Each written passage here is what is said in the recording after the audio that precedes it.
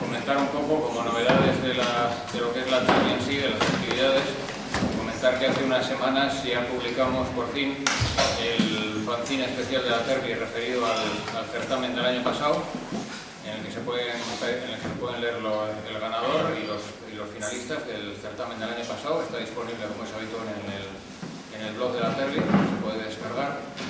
Y comentar como novedad, que es la información que os doy ahora, que ya se ha decidido por parte de la gente que va a estar de jurado este año el nuevo tema del próximo certamen temático de la Terbi, que ya va el sexto, y entonces el tema va a ser religiones.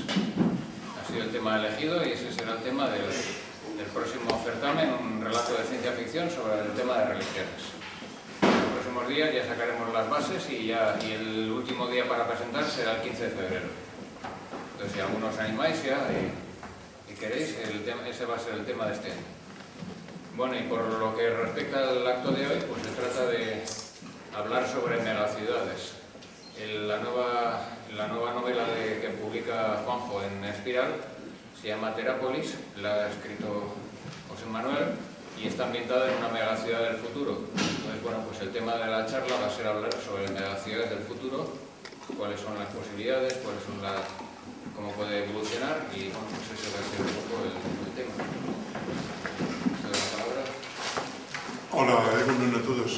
Soy Juan José Aroz y me dedico desde hace más de 20 años a editar de una forma no profesional ciencia ficción de nuestros autores. De alguna manera, desde el comienzo, lo que yo estaba buscando era intentar apoyar un poco a esta gente que está escribiendo ciencia ficción y que sin embargo no tiene todavía una cierta fuerza como para salir de colecciones profesionales. Entonces, entre las revistas, fanzines, ahora los blogs, todo lo que tenemos en internet, un paso intermedio entre esas colecciones profesionales y las revistas o fanzines, intenté que fuera esta colección de libros que tienen una buena presencia, portada a todo color, encuadernados, cosidos, una media de unas 400 páginas, y en la colección lo que he ido haciendo ha sido intercalar autores nuevos con autores que ya eran conocidos por el público, por los aficionados a la ciencia ficción, y también de vez en cuando selecciones de relatos. Estuve durante 4 años sacando un concurso de relato temático, también novelas en 2 tomos, novelas que siempre he intentado que fueran de temas variados, dentro de la ciencia ficción siempre, pero con argumentos que no estuvieran enfocados en un estilo único. ¿Por qué? Pues porque los suscriptores, los lectores que tengo en la colección, intento que no se cansen de estar leyendo nuestros libros. Si siempre pongo Cyberpunk, siempre ponemos viajes en el tiempo o siempre ponemos megaciudades, pues te puede gustar mucho y a otros no, entonces acaba cansando. Por eso lo que yo intento es dar variedad, de tal forma que los que ya me conocen y siguen la colección saben que, bueno, que cada título tiene un argumento diferenciado. Por ejemplo, ya ahora tengo anunciado el siguiente libro, que será en abril de 2016, con un escritor que en este caso ya es conocido porque ha publicado en más de una docena de editoriales profesionales y también en 2 ocasiones anteriormente en Espiral Ciencia Ficción, que se llama José Antonio Suárez, y él va a tocar un poco lo que es la medicina y los avances en genética. Bueno, será el número 58, porque José Manuel González con Terápolis es nuestro número 57. Es fuerte porque, bueno, son muchos años ya los que llevamos para ser una persona que en realidad soy un aficionado y lo hago por puro hobby, sin ánimo de lucro. Cuando José Manuel González, que es un amigo y compañero de la tertulia de Bilbao, me propuso editar algo con nosotros, bueno, para Espiral Ciencia Ficción fue una alegría porque él es un escritor al que estábamos siguiendo desde hace muchos años, dado que él ha sido ganador y finalista de un importante premio de ciencia ficción de relatos, que es el Alberto Magno, que hace la Universidad del País Vasco desde hace un montón de años también. posiblemente sea el premio de relatos de ciencia ficción más antiguo del país. Y José Manuel González ha sido ganador y finalista varias veces. Yo le he seguido en esos relatos y me gustaba mucho la forma que tenía de escribir, aunque también había comentado entre él y yo alguna vez que con algunos de los relatos, no todos, pero con algunos me había quedado con ganas de que lo extendiera más, que lo hiciera novela, porque el premio de relatos Alberto Amano tiene una extensión limitada de palabras. Entonces, para que os hagáis una idea, es como una novela corta, digamos. Entonces, en alguna ocasión le dije, joder, tú te estás planteando argumentos y estás poniendo ideas que en realidad se quedan un poco como con ganas de que los hubieras extendido muchísimo más, como si fuera un pequeño borrador, entre comillas, de una novela más extensa. Él, bueno, me dijo, de acuerdo, me voy a poner con la novela expresamente para inspirar ciencia ficción y a ver qué os parece. Me dejó leer un par de borradores y ciertamente me gustó, porque además para él yo creo que también se ha metido, luego ya nos lo contará, pero yo creo que se ha metido un poco en un nuevo escenario, que es la ciencia ficción juvenil. Ciencia ficción, pues tipo Crepúsculo, todo esto que estamos viendo, pero con la impronta, con el sello de José Manuel González. O sea, él lo ha hecho de una manera un poco diferenciada y bueno, yo creo que ha acertado porque es una lectura que no es solamente juvenil, sino que también es adulta, porque no solamente hay unos protagonistas que son adolescentes cambiando en ese cambio de la vida, en esa búsqueda, en esa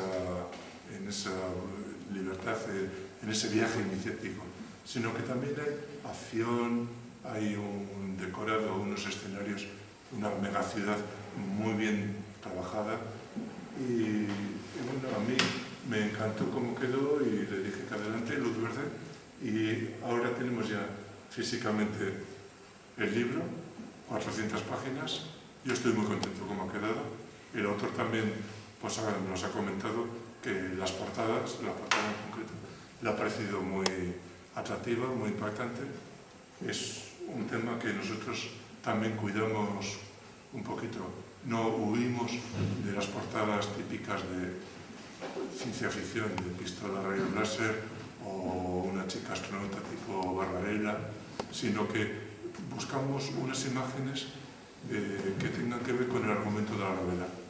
De tal forma que, por una parte, para el lector ocasional que se acerca a una librería o lo ve por internet, la portada le diga algo, Terápolis, un ascensor enorme, unos espacios abiertos, una maquinaria muy futurista, y diga a ver de qué va esta novela, pero también para que luego, cuando la está leyendo y termine con ella, diga, pues sí, está bien, tenía que ver.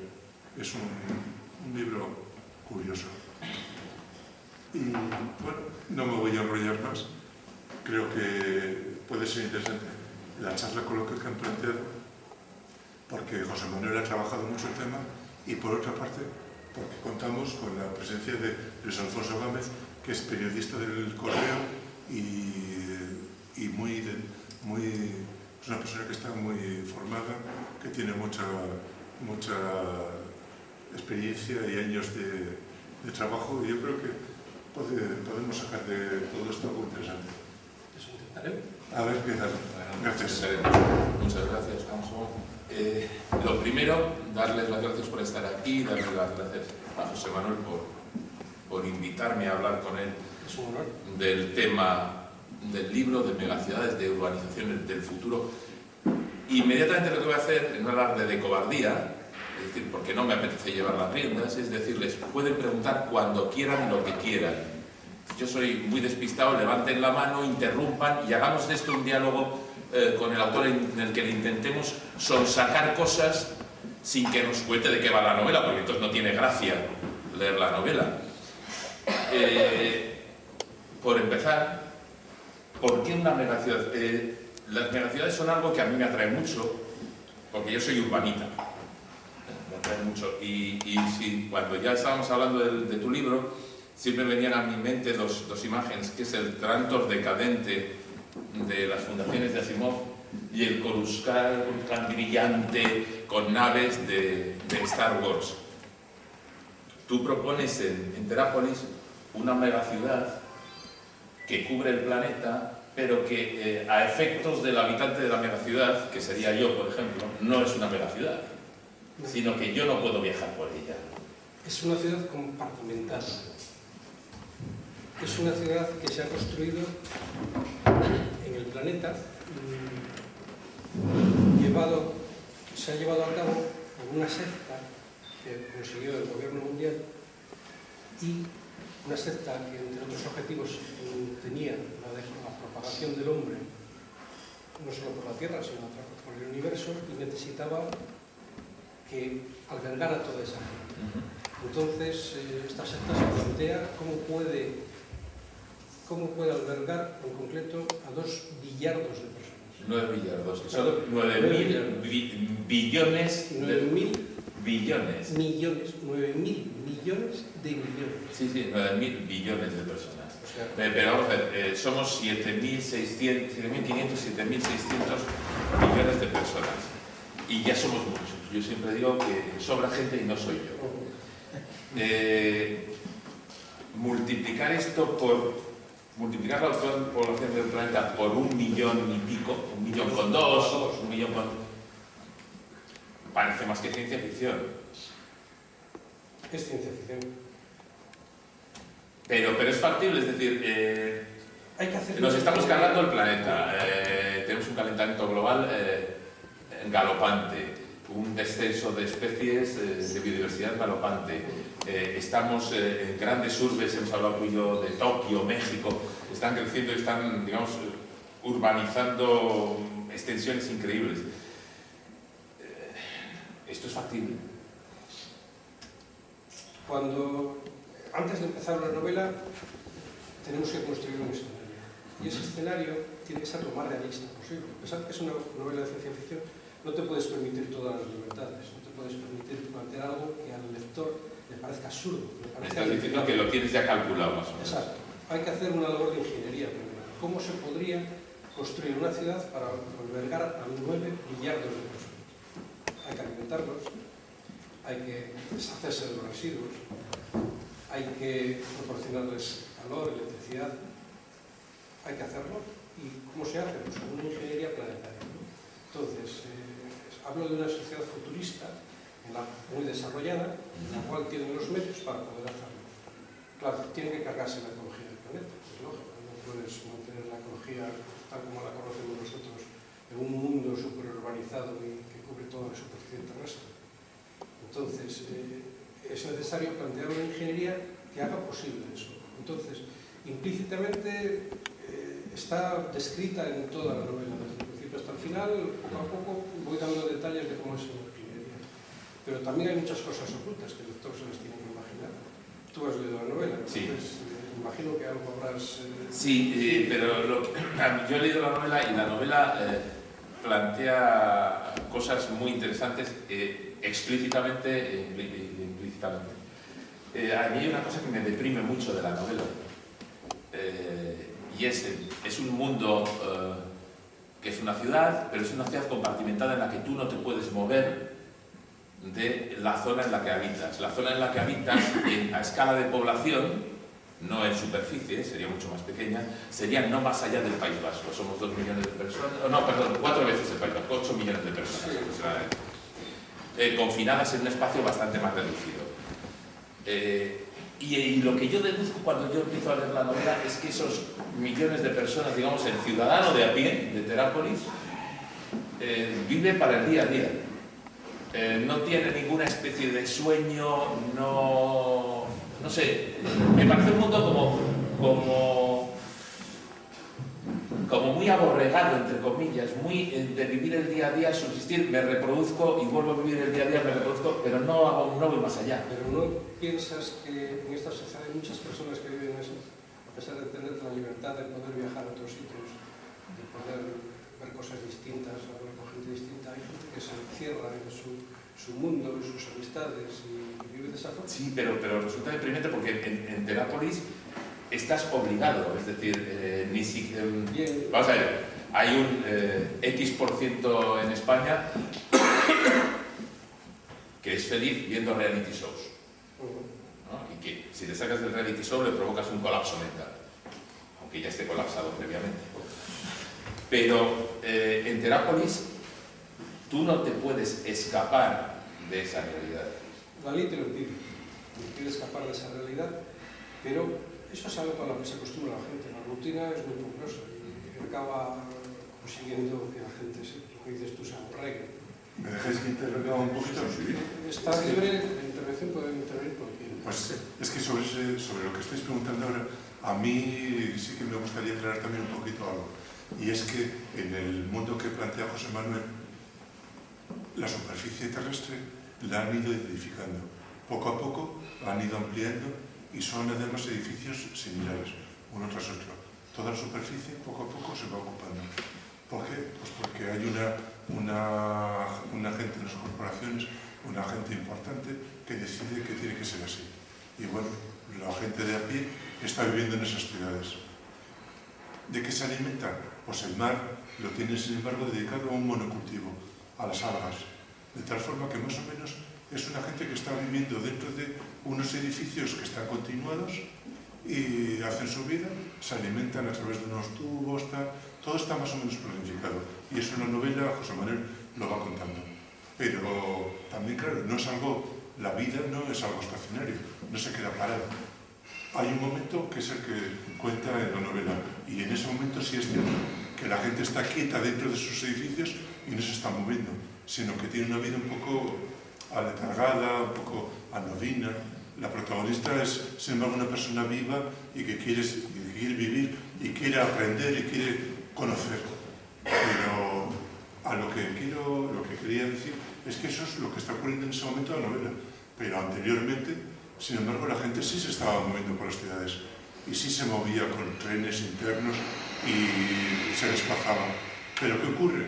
Claro, hay una historia compleja y a lo largo de todos los años, desde el comienzo de esta historia de las megaciudades a cuando sucede lo de la novela, ha habido también unas guerras, unas peleas gremiales, porque también había gente que quería tener pues mejores condiciones que otros.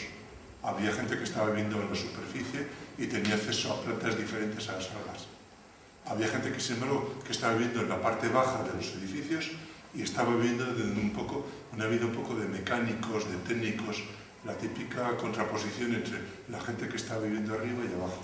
Eso provoca guerras y a través de esas guerras es cuando se llega a la situación en la que ya no hay movimiento de los ciudadanos entre los edificios, sino que se quedan en sus cuadrículas y ya hacen una vida más anónima.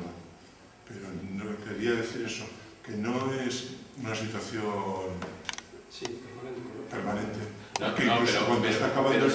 Pero sí es permanente en la vida de una persona, es decir, hay generaciones que viven en ese universo de aislamiento. Eso a mí me deprime bastante. Si me perdonáis, en mi opinión es una estructura muy, muy estable, es prácticamente indestructible. Claro. Cualquier sector que se resiste es muy fácilmente eliminable. La dependencia es absoluta de toda la estructura global. Necesitas una revolución externa para conseguir derrocar ese modelo. O sea, sí es un modelo estable, casi inamovible y realmente deprimente, en mi opinión. Deprimente, efectivamente. Pero los gobernantes habían llegado a esa conclusión de que era mejor compartimentar y vivir a la sociedad porque habían tenido ya la experiencia de muchas guerras. Y es que es lo que se daría. En una sociedad muy comunicada, de tantísima gente, siempre habría guerra, siempre habría conflicto. Habría unas diferencias sociales enormes en cuanto a... porque las cuadrículas tenían que estar especializadas, claro. No todas las cuadrículas tenían que ser iguales. El mundo está dividido en la ciudad en cuadrículas y luego cada cuadrícula es bloque, en 4 bloques. Eso fue una decisión posterior, para intentar compartimentar más a la gente. Al principio eran 30 y tantos millones por cuadrícula y al final los dividieron en 8. Es una realidad así, tú, desde el punto de vista de la ingeniería, ¿es factible? Bueno, vamos a decir, está calculado por encima, lógicamente. Es que sí, bueno, vamos. Es algo tan grande, tan global, que es imposible saber eso sería. Porque yo me pregunto, vamos, tu ciudad, tu Terápolis, está en parte por la superficie, pero gran parte de Terápolis es subterránea. No. En realidad, bueno, es una ciudad que se construyó, los materiales de construcción para una ciudad tan grande sería imposible conseguir toda esa superficie terrestre. Entonces están construidos con una tecnología muy avanzada, extrayendo material del manto de la Tierra, del interior, el magma que sube a la superficie y la conforma para formar las cuadrículas. Entonces parte de ella es subterránea y otra parte está sobre el nivel anterior de la Tierra. Pero claro, ¿qué provoca esto? Que el nivel real de la Tierra en ese momento no esté sobre la superficie inicial. Entonces,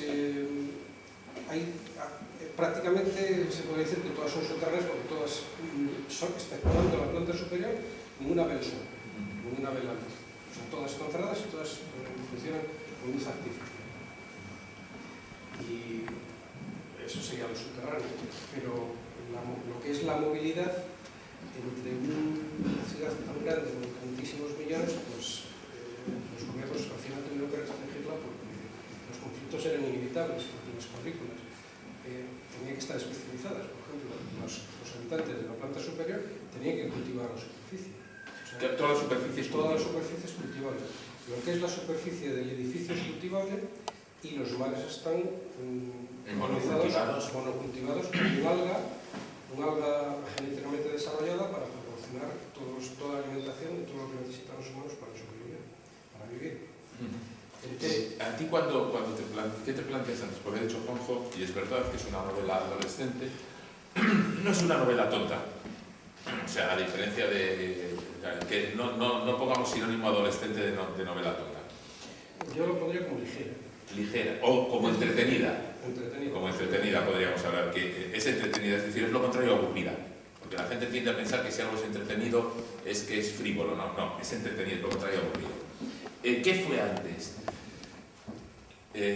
La obra es un viaje iniciático suele exigir a adolescentes, desde Star Wars hasta lo que sean. ¿Qué te planteas antes? ¿El escenario de Terápolis? ¿O voy a escribir una novela sobre adolescentes y de repente me surge Terápolis?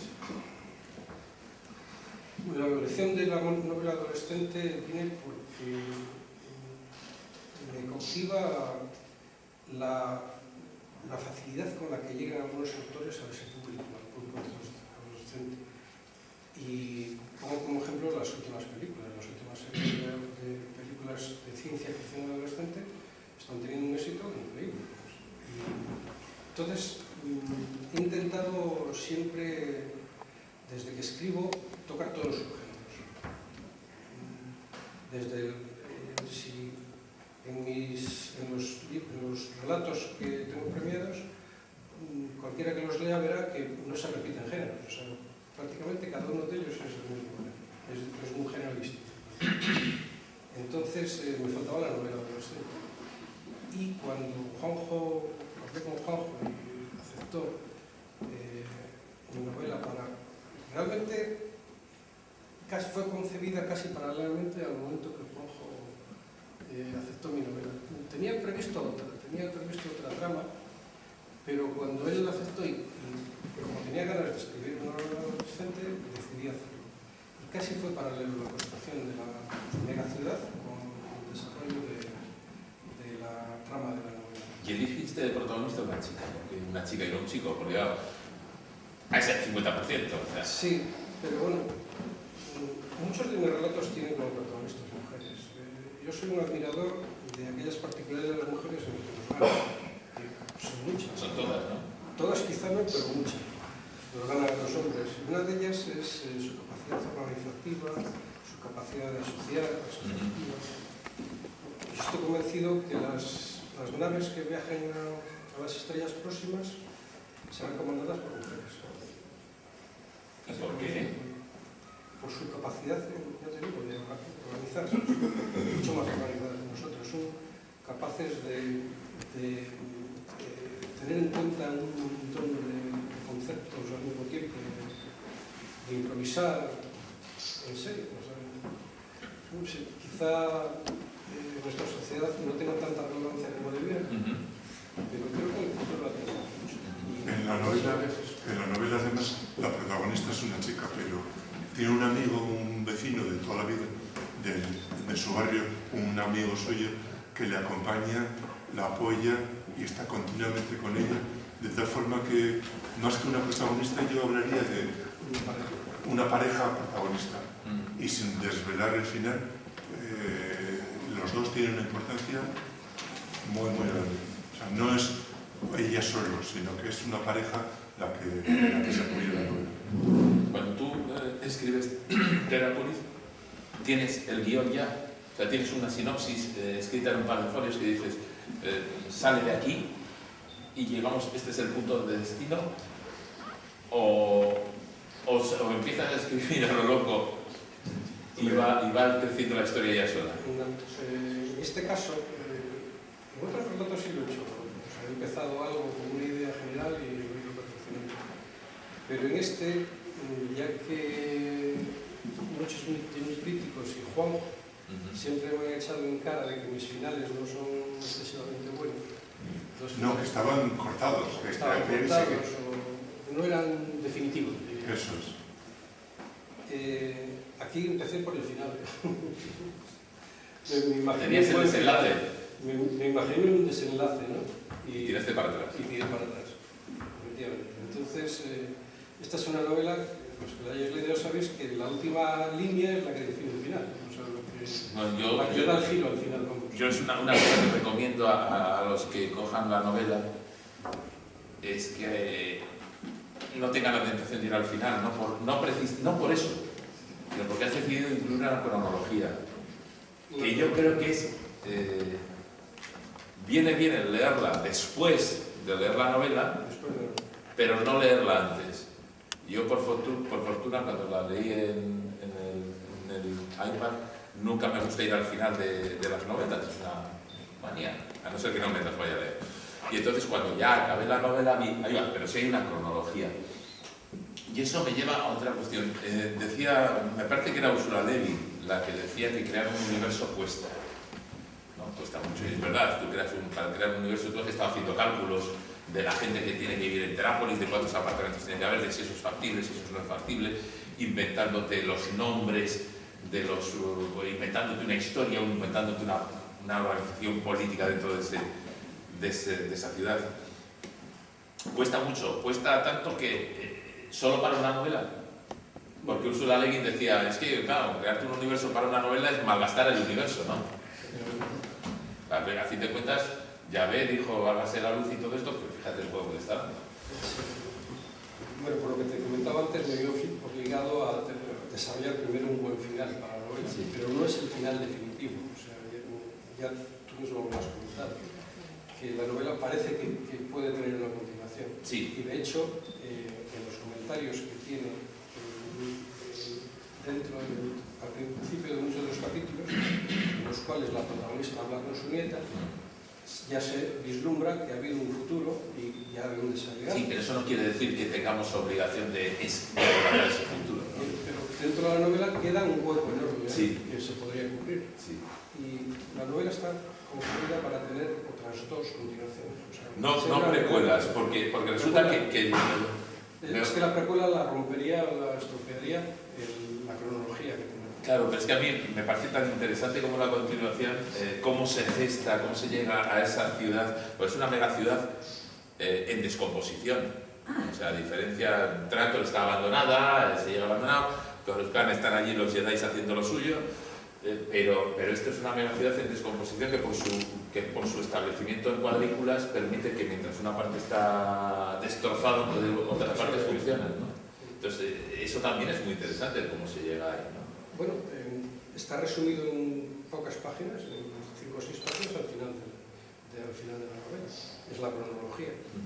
Está bastante condensada. Sí. ¿Te ha dado una idea? Sí, sí me ha dado la idea, pero yo lo que me planteaba era eso. Cuando tú escribes la novela, ¿es tu primera novela? Larga. Tu primera novela larga. ¿Qué cambios supuestos respecto al relato? Pues tuve que adaptarme. Y eso lo hice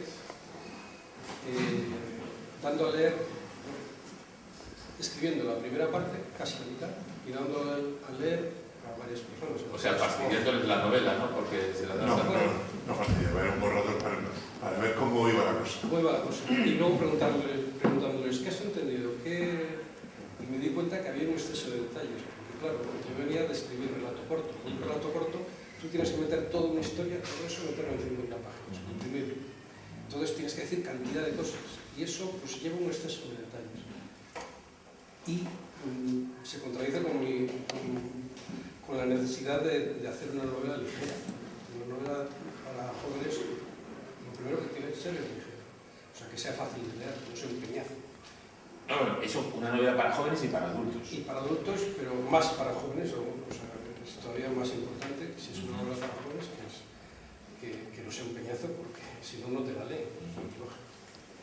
Y entonces, me di cuenta que estaba escribiendo con la técnica compresora de los relatos cortos, y la modifiqué, la reestructuré. Joja ha conocido las dos versiones, aquella que venía más o menos comprimida, a esta que está más aligerada y que dice lo mismo al final. Pero, o sea, más o menos... Pero, bueno, se nota que la otra era un borrador y esta, sin embargo, está más terminada. Sí es cierto que la novela Perápolis, con esa cronología que está al final, lo que hace es que el lector, después de estar leyendo todas las aventuras, ver cómo se desarrollan los personajes, qué es lo que está pasando con ese mundo, la novela termina, y además termina de una forma muy bonita que no voy a contar. Pero claro, con esas páginas de cronología, lo que te hace es, de alguna manera, decirte, bueno, pues esto es lo que pasó antes. Y dices, pues vale, de acuerdo, muy bien. ¿Que se podría escribir algo sobre esa primera etapa? Por supuesto. Pero yo creo que, en general, y es una opinión personal mía, lo que se quedará la gente es diciendo, bueno, me ha gustado esta novela, a ver si dentro de un año, 2 años, nos vuelve a sacar una segunda parte, una tercera, para ver qué ha pasado con estos personajes, qué ha pasado con este mundo. ¿Ustedes están trabajando mentalmente o no? ¿O ahora está simplemente vamos a descansar, que hemos adaptado el libro y hay que...? Sí, o sea, ahora mismo no estoy trabajando en ello, pero lo tengo estructurado. Lo tienes pensado. Sí, exacto. En el mundo actual, en el planeta Tierra 2015, hay ciudades que ya se llaman, prácticamente, que son megaurbes, que tienen 20 y tantos, 30 y tantos millones de personas. Hasta hace unos años, comentábamos antes tú y yo, hasta hace unos años la gente, digamos, que decía somos más ecologistas que nadie, se iba al campo.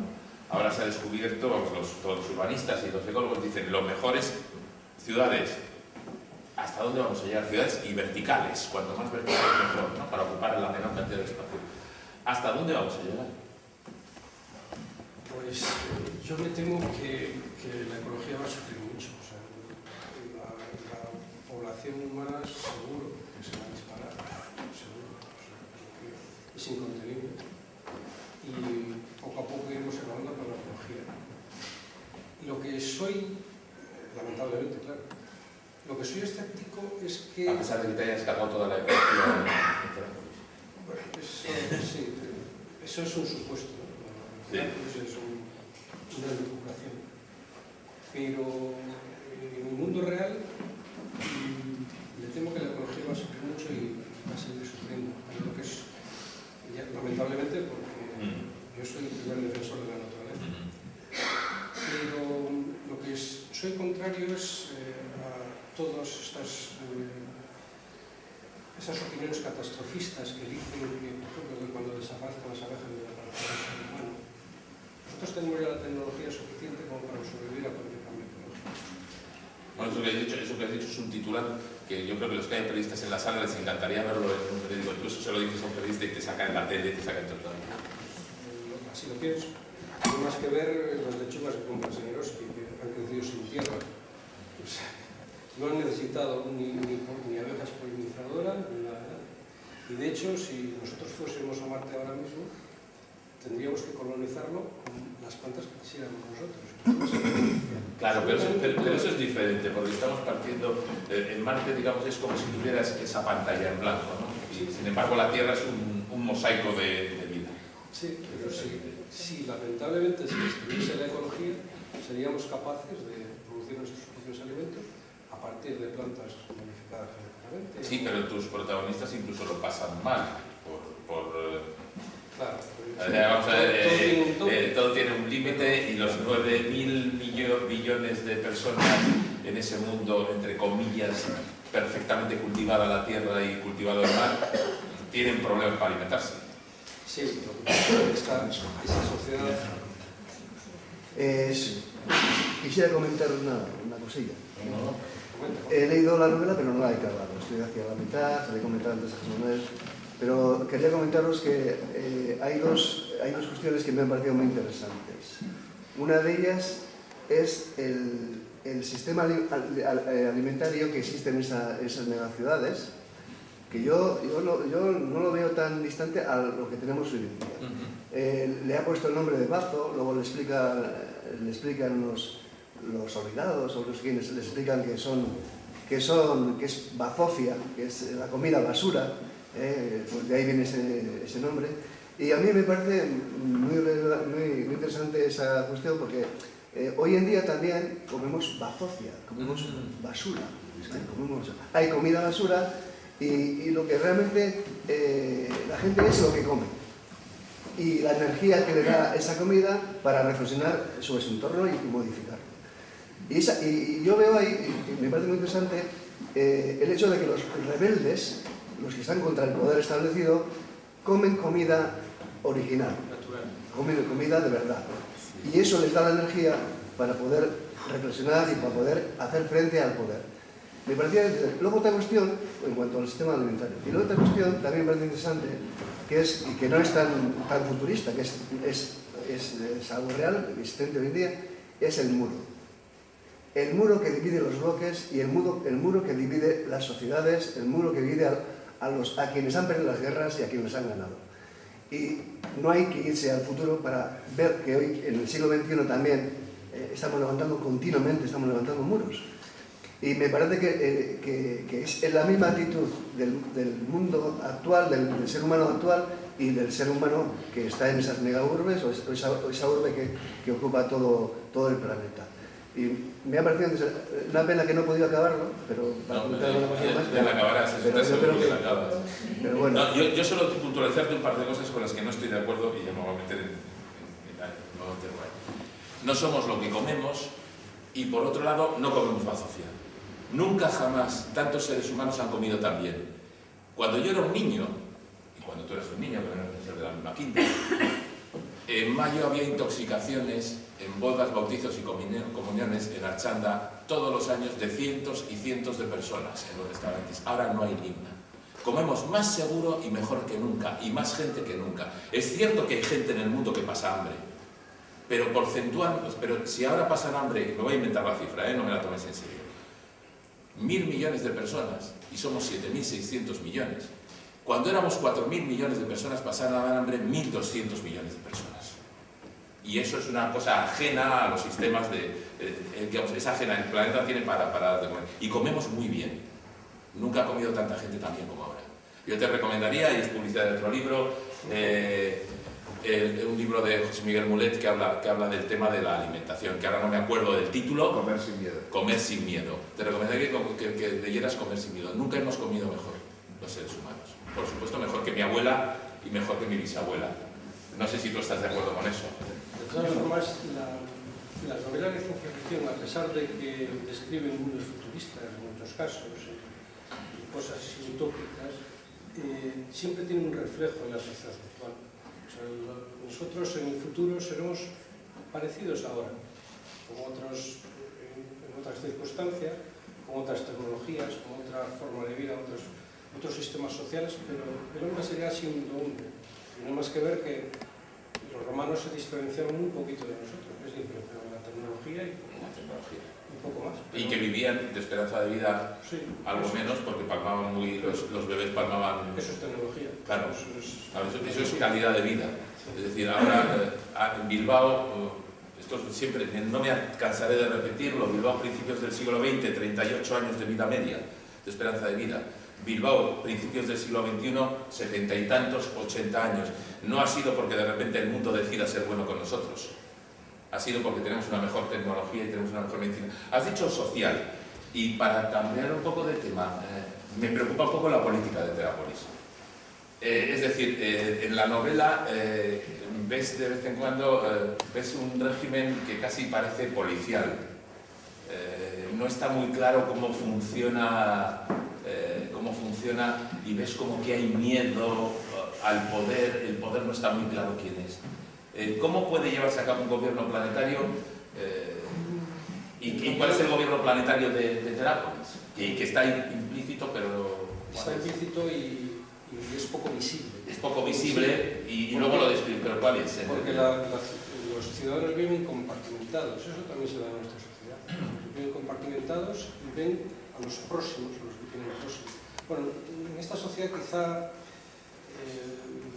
los medios de difusión llegan, o sea, los medios de difusión, los políticos tienen más capacidad de llegar a los ciudadanos gracias a estos medios que en una ciudad tan cerrada como Terápolis.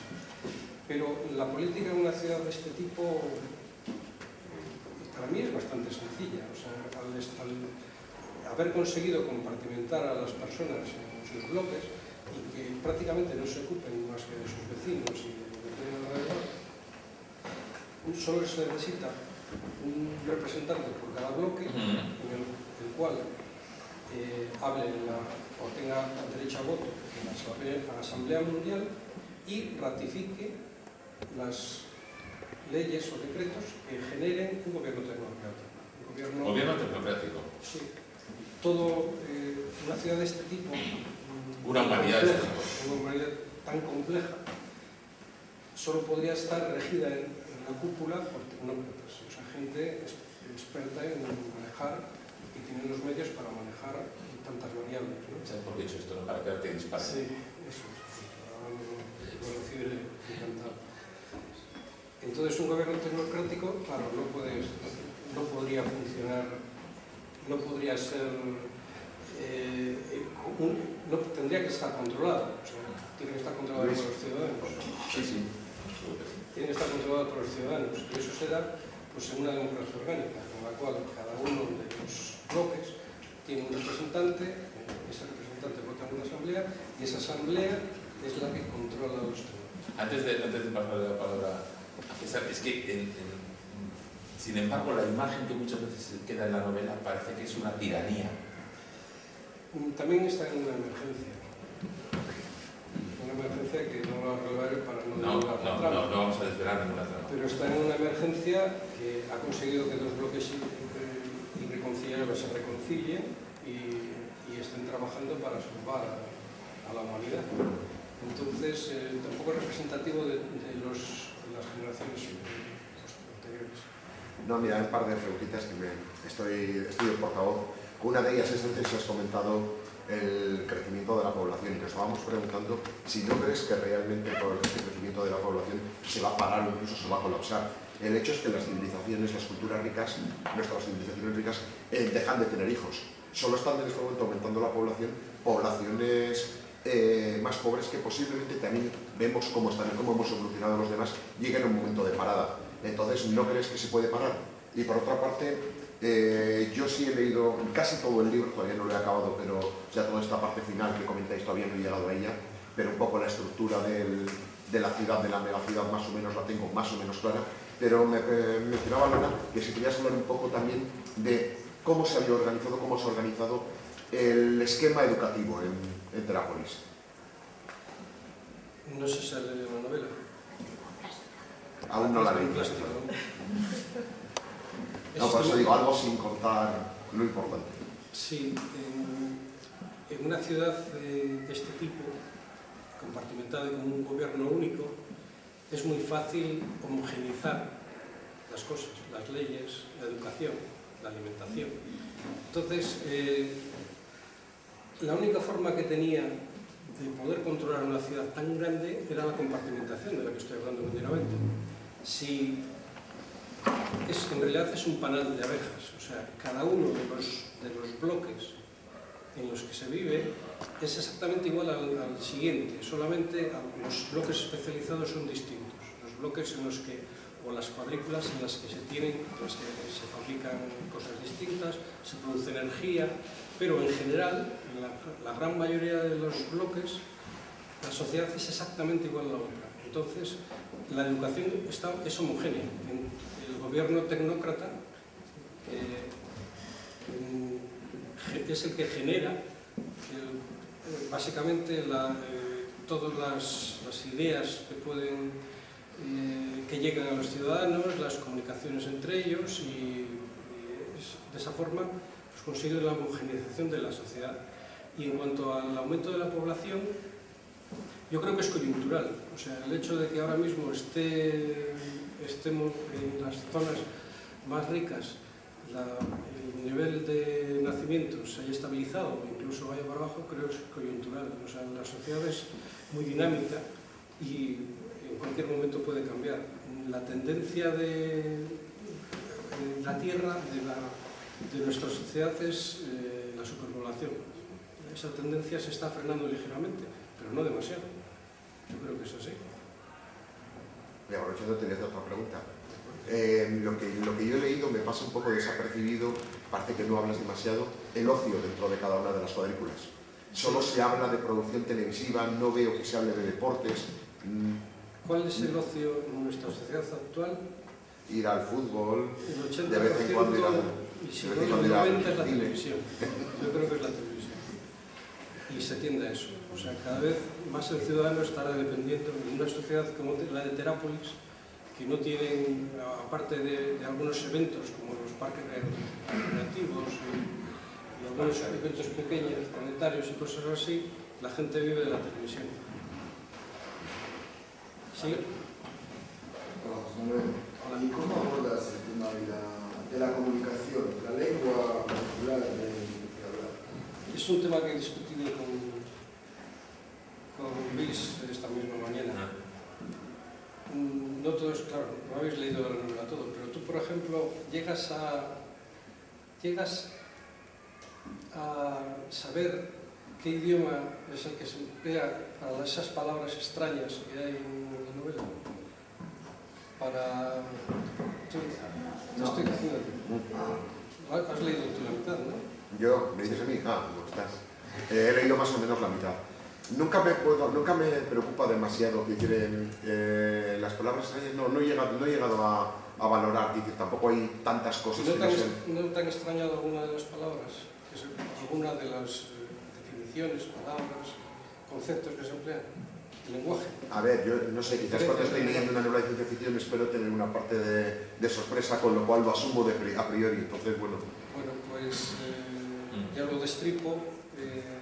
El único idioma que se me ocurría que pudiese implantarse en una sociedad con tantísima gente es el esperanto. Entonces, muchas de las palabras que se utilizan raras, como ser desconocidas, son del esperanto. A mí, ya te digo, a mí no me ha sorprendido especialmente, me ha parecido que era un uso normal. Hay una palabra que es urbesco, ¿no? O malsana para el que cura. Sí. Sí.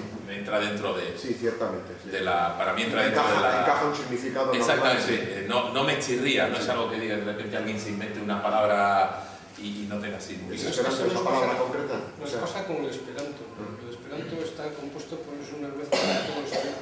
Entonces, ninguna de las palabras, o pocas de las palabras que tienen, no son extrañas. Pero no es un buen caso, es un buen guiño. A ver. ¿Hay alguna ciudad, alguna obra de ciencia ficción que sea un poco la que te haya dado la idea general para esa megaciudad, el estilo de la megaciudad? Cuando pensé en una megaciudad, pensé en Trantor y en Coruscant, pero es que no tiene nada que ver, son ciudades que nacen del caos, o sea, es un caos organizado. Esta es una sociedad estructurada, una sociedad... A ver, sí. El aspecto de la novela es interesante, pero en otra parte de la novela, este tipo de megaciudades, megaestructuras, que sea la gran ciudad mundial tipo Trantor o el mundo anillo de Harry, no son en el fondo una trampa, un callejón sin salida, invertir una cantidad colosal de recursos, de infraestructura, de logística, de hacer la mega superestructura y luego pues ahí ya nos quedamos ahí atascados para siempre, jamás hemos atascado el planeta entero y nos hemos quedado atascados y no es en el fondo a partir de ahí una neta degradación hacia el caos. Realmente una serie, en vez de haber un gobierno mundial que tenga todo muy descuadrado, hay una serie de sectores aislados que acaban incluso la guerra entre sí. ¿No es en el fondo una gran un callejón sin salida para...? Sí, pero esta megaciudad fue concebida por unos lunáticos, por una secta, que una secta cuya finalidad... No des muchas más pistas. No doy muchas más pistas, pero bueno, está al final y... No, de todos modos, Juanjo, no te veo, estamos con la columna en medio. De todos modos, digamos, la humanidad y el desarrollo de la civilización es el desarrollo de las ciudades. Ya, pero llega un momento que hay un toque estructural que no se puede avanzar. Estas provisiones que dicen que dentro de 100 años va a haber 100.000 millones de personas en la Tierra. No, pero vamos a ver, no sé cuál será el límite. Yo no creo, yo discrepo de lo que dice José Manuel, pero tengo muchas posibilidades de estar confundido. Pero bueno, tenemos ciudades, megaciudades con 35 millones de habitantes y parece que son, entre comillas, manejables. Y cuando las primeras ciudades posiblemente tendrían 100 habitantes, los primeros, o 20 o 30. Ya, pero incluso esas ciudades de 35 millones de habitantes, que es esa ciudad de México probablemente. No, Tokio me parece que es. Hay una megaciudad, Tokio ya la junta, son 100 millones de habitantes. Sí. Sí, pero son varias, una conurbación. Pero sí, pero es que la historia es esa, la historia es, si son manejables, habrá que ver dónde está el límite. Que no lo sé, que posiblemente todos estemos acertados o todos estemos confundidos. Pero nosotros vivimos en una ciudad pequeñita, muy, muy pequeñita. Y los que discrepan, que los matan.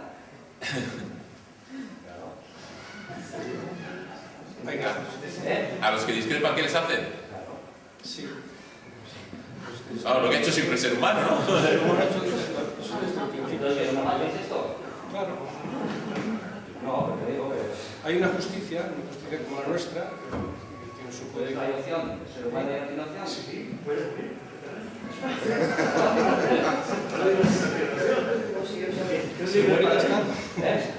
Se muere y otra cosa, mariposa. Espera, que tienen para aquí a la derecha y luego... Sí, a ver si lo puedo decir todo en un poquito.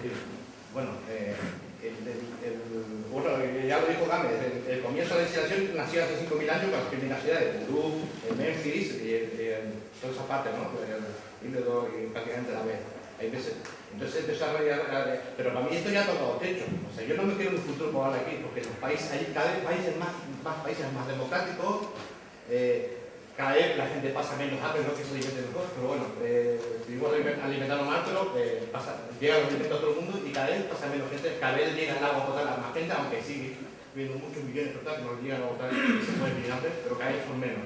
O sea, creo que si un poco optimista vamos a un mundo mejor. Ahora, claro, de sostenibilidad nunca puedo imaginar pues, la sostenibilidad del planeta de economía, de los recursos que tenemos, ¿no? Limitados que podamos llegar a un mundo de esos. Pero como novela se pues pero bien, porque te digo una cosa, el poder, si hay el poder oculto, le gustan, sois muy útiles para el poder oculto, vosotros los escritores de ficción más que ningún otro tipo de escritores. ¿Por qué? Porque desarrolláis modelos de sociedad futura y ellos experimentan. Y así porque experimentan, porque yo soy conspiranoico y yo sé que el poder oculto masón experimentó con Marx y construyó el comunismo, que luego lo financió Rockefeller, Rusia. Financia. Para mí fue un experimento, lo del federalismo en América, lo de Cuba y lo de China además fueron experimentos hechos aquí en el mundo del rollo. Todo lo más mentira. Por eso yo, que gente como tú, toca, o sea que ten cuidado que lo que una puede dar idea que hay una parte del planeta experimenta. Muy bien. A ver, perdona, que no te veo. Primero me disculpo porque lo mío igual no he leído la novela. Pero eso es muy bueno, porque tampoco tenemos que destripar la novela, esto es sobre megaciudades. Normalmente una sociedad se basa para poder vivir junta, para ser una sociedad, normalmente tiene una idea común que le hace avanzar y cuando la pierde normalmente suele colapsar o suele ser absorbido por otra o sustituido por otra. ¿Qué utilizas como idea aglutinante? ¿Religión? Empezó como una secta que se hizo con el poder y era una secta provida, esto no destripa el argumento. No destripa nada. Una secta provida que en su ideario el hombre es el ser supremo del universo y dueño de todos sus recursos. Entonces su obligación es expandirse por él. Entonces esa idea fue el germen de una ciudad tan globalizada. Incluso después, para cubrirla, dictó unas leyes de la natalidad en las cuales toda mujer en edad fértil tenía que tener un embarazo como mínimo cada 3 años, bien fuese con su pareja o en el instituto de neonatalidad. Entonces, ese es el origen de Terápolis. Se construye la megaciudad y se llena. Pero claro, una ciudad tan grande es incontrolable y al final surgen conflictos y hay guerras. De ahí llega a la época en la que suceden los hechos, en los que está compartimentada y cerrada. Y ahí, en esa época, vive la protagonista y ella es la que siente una necesidad de escapar de ese mundo y de ver las estrellas, que ella no podía verlas. Y claro, así se inicia. Claro, imaginaros qué mundo tan divertido. O sea, estás metido en una cuadrícula con 8 millones de personas de un planeta y dices, y no ves las estrellas, y lo que haces es todos los días una rutina y no puedes viajar. Evidentemente la costumbre, es decir, los humanos somos como somos y es muy fácil meternos en una rutina, ¿no? Pero a mí no me parece, o sea, a mí me parece una realidad bastante deprimente. No sé cuántos de vosotros estaréis de acuerdo en que eso podría estar bien. Imaginaos que tenéis la comida suficiente, estáis con vuestra familia y con vuestros amigos. ¿Cuántos de vosotros creéis que ese es un universo en el que merece la pena vivir? Visto desde nuestra perspectiva... Claro, no. Pero imagínate, tú naces en esa sociedad, ¿qué es lo que ves? Claro, es que ese es el juego, pero... Te acostumbras. Ese es el juego. Entonces no vas a echar de menos algo que no has hecho. La mayoría de la gente no lo echa de menos. De hecho, por eso la protagonista de la novela es especial, es diferente, porque ella sí quiere ver más allá, se hace preguntas, se cuestiona. Esa es la diferencia. Pero la mayoría de la gente está viviendo su vida más tranquila que Blas. No son como hormigas, digamos. Es la idea.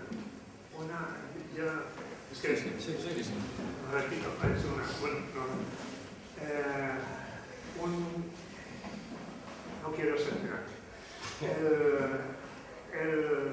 una persona diferente a la sociedad donde vive, que normalmente es la de Aldous Huxley, Un mundo perfecto, el protagonista es un error genético que conlleva los cambios, esta persona es un error genético y si no lo es, ¿por qué solamente una persona intenta cambiar esa sociedad o ver las estrellas? Qué cosa más curiosa que entre, no sé, 9 millones de personas haya solamente una persona que de repente quiera ver las estrellas. ¿Qué es el motivante? ¿Qué es el aglutinante? ¿Qué es lo que ha producido a esa persona? Es que es especial, es una persona especial, pero ¿por qué es especial? Forma parte de la trama de la novela. Ya, vamos a ver, la reventaríamos. Es como si te diríamos, Vader es el padre de Anakin, Dios, lo de Luke, Dios, adiós. De hecho, ya me ha quedado claro porque mencionas después qué pasa. Entonces, esas cosas no vamos a... Ricardo. Valorado incluir en otra novela el tema genético. En ese momento no tendría que ser más avanzada la ingeniería genética y crear más clonar a la gente, que sean más parecidas, más controlables. Sin embargo, esta secta, esto se lo puedo decir sin destripar nada, esta secta, que si alguno se toma la molestia, existe en la actualidad, la secta de la que habla la novela, para ellos el hombre es un templo, entonces no se atrevería a modificar el hombre porque para ellos es perfecto, es una creación única en la naturaleza, o sea, es el ser supremo del universo, como lo definen ellos. Entonces, lo que le importa a un bledo es destruir la ecología mundial, porque todo lo demás no le importa. Está al servicio del hombre. Está al servicio del hombre y si hubiera extraterrestres, pues también estarían al servicio del hombre, de su pensamiento. Entonces, la genética sí la emplean, pero la emplean al servicio del hombre, modificando, por ejemplo, creando un alga que cubra todos los océanos, un monocultivo que pueda alimentar al hombre. Lo que parece llamativo es que creen un monocultivo cuando los monocultivos son, digamos, la puerta del desastre. Siempre. Es porque no les queda otro remedio, ¿no? Pero una sociedad tan avanzada como para poder hacer eso puede modificarlo cuando quisiera. Pues el problema es la decadencia. Cuando entras en la decadencia, ahí es donde se dan estos. Pero si no se hubiera entrado en la decadencia, podrían haber sacado perfectamente sus telares otro sustituyera. Sí, espera a ver si hay alguno más que quiera. Vale, Sí. aquí tienes una, para que no haya intervenido. Sí, bueno, la ciudad, desde los vídeos de la civilización, es un poco el motor cultural también. Yo no he leído el libro, me acabo de comprar. Quería saber un poco también qué pasa con la cultura en ese mundo en el que solo existe la ciudad. La gente solo traga televisión, no hay creación, no hay arte, no hay cultura. No, de hecho, prácticamente no hay evolución. Al revés, hay casi involución culturalmente. La gente se centra en lo que tiene alrededor y la televisión lo único que muestra son vida cotidiana, novelas, entretener a la gente y nada más. Y eso se da también en la tecnología. La tecnología es la misma en toda la media urbe y es la misma y se estanca. O sea, no evoluciona y llega al límite de su desarrollo y ahí se queda. Pues con la cultura pasa exactamente lo mismo. O sea, hay una cultura que dura durante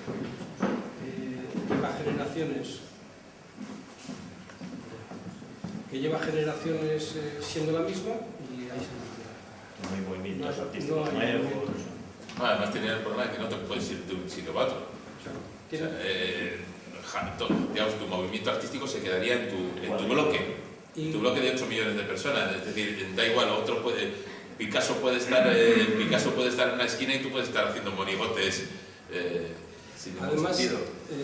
la gente cada vez se hace más introvertida, mira más hacia su parcela, ¿no? Su bloque. Y de hecho, en un momento dado se habla de que en la misma vida de la protagonista... Yo tengo que ver que son los países escandinavos, Canadá y Nueva Zelanda. Canadá y Nueva Zelanda más neoliberal y los países escandinavos tirando más cooperativismo con un toque social. O sea, esos son los modelos a copiar, los modelos que se van de la estructura. Por eso yo veo esa tendencia que hay. Eso es lo que pienso yo. Ahora, quería yo al tipo, hago la crítica sobre todo al materialismo cultural, al inquilinismo, porque el mundo utilitarista, y tu mundo también está enfocado sobre todo más ahora en ese tipo de materialismo. Te voy a enseñar un chiste, mira, te explico un chiste, este título lo van a tener. Esto es un religioso, un químico y un banquero a ver cuál era el área que más vieja de este planeta. Entonces va el religioso y dice, pues la religión es más vieja porque hay evidencia en Israel de práctica religiosa y de ingresos más allá, hace 100.000 años. Vale. Y el químico dice, no, la química es lo más viejo. Antes, nosotros estudiamos los gases y átomos y todo el rollo de cuando la Tierra, incluso cuando la Tierra era un caos. Y va el banquero, dice, agita el Martínez y dice, y agita el Martínez y se va a ir para quedar todo el día. ¿Y quién cree que creó todo eso? ¿Qué quiere decir? ¿Qué quiere decir con esto? ¿Quién cree que creó todo eso? Ahí terminaba el chiste. ¿Qué quiere decir con este chiste? De que la banca que tiene el poder tiene el poder de crear y se creen ¿Qué tiene que ver? Dominan los medios, ese materialismo que viene del luciferianismo banquero se contagia a todo el mundo, pero, a través de muchos créditos como vosotros. ¿Pero qué tiene que ver eso con las megaciudades? Perdona. Por eso, no, es que tiene que ver con es que yo me perdí el materialismo en el que vivimos se refleja muy bien en la escritura de él, pero todavía más radical. ¿Entiendes? ¿Por qué? Vamos a ver, ¿qué ves tú aquí? Está contándonos un futuro inventado, que no quiere decir que sea un futuro que vaya a suceder. La ciencia ficción habla de futuros posibles, no de futuros que vayan a suceder, sino posibles, un futuro inventado y un momento determinado en un futuro inventado. Pero otra interpretación, digamos, esotérica me parece... No, esotéricamente. Me parece un poco arriesgado. Que el mundo materialista en que vive se refleja en la novela más radicalmente, más materialista todavía, para formar todo ese mundo. Y nada más, y por eso yo tengo una crítica a nuestro mundo, porque provoca que esa imaginación, ¿no?, más extrema, se puede decir. Este tiempo cultural que se puede extrapolar a todas las áreas, hasta la ciencia. ¿El título de la novela fue así inicial o planteaste, te preguntaste varios? ¿Cómo llegaste a Terápolis? Porque la palabra es cortita pero fuerte. Megápolis es este. Megápolis, claro. Megápolis es un término muy utilizado. Entonces, ¿qué me quedaba? Tera y giga. O sea, definir una gran ciudad no hay más que tera y giga, ¿no? Y giga no suena tan bien, no. Porque tera más sonoro por lo menos. Mega ya está ocupado. Mega está ocupado. Pero es una buena... Hubiera sido un buen título si no estuviera ya ocupado. A ver. Pero una pregunta. Al final estamos hablando de una especie de distopía y de novela juvenil que últimamente está como muy de moda, ¿no? Parece que llevamos unos años... Pero no es una distopía. Pero tiene bastantes tintes distópicos, por lo menos en cuanto a gobierno. Tiene tintes, pero no lo considero. Yo no sé si piensas que igual tanta novela juvenil o diseñada para que pueda ser leída por un lector juvenil y tan negativista, o sea, tan negativa en el sentido de presentar futuros pesimistas, esto, no sé si es positivo. Yo espero que los lectores jóvenes se centren en la trama, en el desarrollo de los protagonistas, los valores, sus cambios. No es pesimista la novela. Creo que no es pesimista, sí es pesimista la sociedad. Sí, es deprimente, ya lo he dicho 5 veces o 10, es muy deprimente, pero la novela no es pesimista. Sí, de hecho los protagonistas pues, se van desarrollando con todas esas... Y los protagonistas son interesantes. Bueno, que hay mucha novela de ciencia ficción, sabemos que pasan cosas y los protagonistas, si les cambias de nombre o los conviertes al chico en chica, a la chica en chico o en vegetal, pasaría lo mismo, ¿no? Bueno, que tienen un desarrollo. Son esos adolescentes en ese momento de la adolescencia y tienen un desarrollo hacia lo que serán, hacia los adultos que acaban siendo. Por edad no serían adolescentes, pero también serían, porque ya tienen 18 años. Sí. Pero sería destripar la trama. Sí, exacto.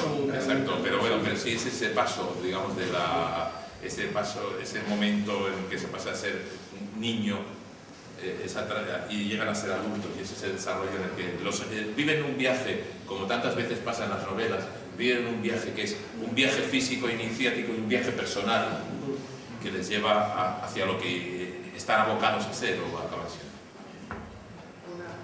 A ver, ¿dónde? No quisiera. Bueno, primero te quería agradecer que escribas para nosotros los jóvenes. Yo me he sentido muy identificado también, No, porque has dicho que era juvenil, y es de agradecer que alguien piense en nosotros.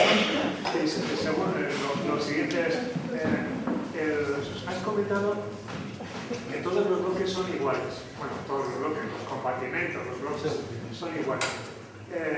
Cada bloque es igual que el otro, pero hasta a la vez has comentado que hay desigualdad, porque hay algunos bloques que se centran en una determinada cosa, por ejemplo, en producir energía, alimento, lo que sea. Bueno, los del alimento supongo que eran los que ven el cielo, o sea, los de arriba.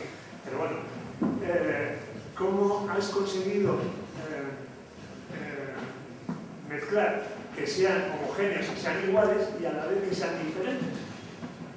Porque has dicho que hay algunos que se especializan en una cosa. Exacto, y además cada ciudadano, al vivir compartimentado, no tiene posibilidad de emigrar de un bloque que esté y que no esté a gusto. O sea, entonces, en realidad en la novela esa es la causa de las guerras.